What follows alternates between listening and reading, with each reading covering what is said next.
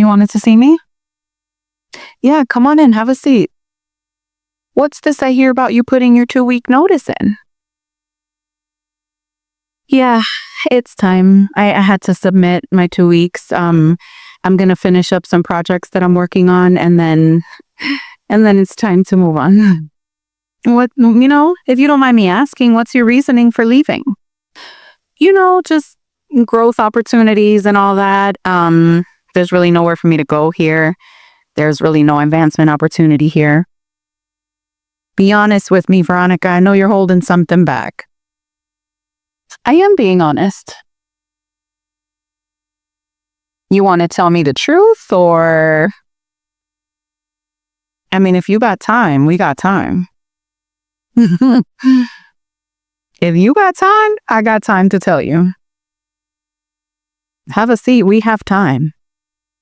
Well, I mean, basically, everything that happened after my cousin passed away, I was treated horribly. They really made my life hell. They were not willing to work with me and assist me. I know that they're not required to, but, they want to instill this culture of family and work family, and we have each other's back when it's needed. But when it's actually needed, that work family was nowhere to be found. And then, they want to ask me for a favor, and I said no, and I got called into 4 meetings, and I got, basically they tried to guilt trip me into feeling bad about it. They tried to make me feel like a horrible employee. They tried to gaslight me into believing that I did something wrong. But there was just a lot going on, and I couldn't take it anymore. Even after you approved me to have my day off on Mondays, they also tried to get me to come in on Mondays during certain weeks, and it's a lot. Veronica, what concerns me is that my door's always open. You could have come up here anytime you had an issue. For what? I would have been knocking at your door every 5 minutes. There's a certain point that you just decide, okay, this is just not for me anymore, and you have to move on. I would have loved to be able to come up here and tell you every 5 minutes, hey, this is what's going on. But number one, you're not going to be here forever. So that retaliation would have been on me. And then not only that, there's like micro retaliations where they can make my life hell without it being big enough for me to file a formal complaint. So they knew exactly what they were doing. But it's time for me to go. And I actually feel sorry for you because you're the head honcho, right?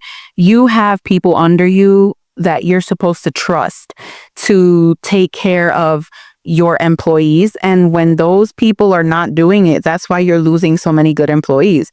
I mean, if you've ever taken a notice of the turnaround that you have, even in my department alone, that should be an indicator. There's something going on. People don't leave because of money most of the time. People leave because of bad management, and people have been dropping left and right from here.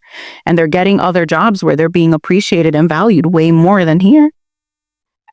And people need to be held accountable. But if I don't know what's going on, then I can't do that part of my job if I don't know what's happening. And it shouldn't be my job to run and tattletale saying that my supervisor is not doing their job. That's why there's so many people, so many hands in the pot having to hold each other accountable and make sure that their peers and their counterparts are doing what they're supposed to be doing. I shouldn't have to be I don't get paid enough for that. I shouldn't have to be the one saying, hey, this person's really not doing what they're supposed to. I know that it helps when employees come and complain, but do you guys really ever do anything about it? Probably not. In my experience, nothing has ever been done about it. Well, I get it. I'm sorry that you experienced that. I'm sorry that there's not more we could have done to keep you. You're a great team player. You're a hard worker. I mean, I'd love having you as part of the company.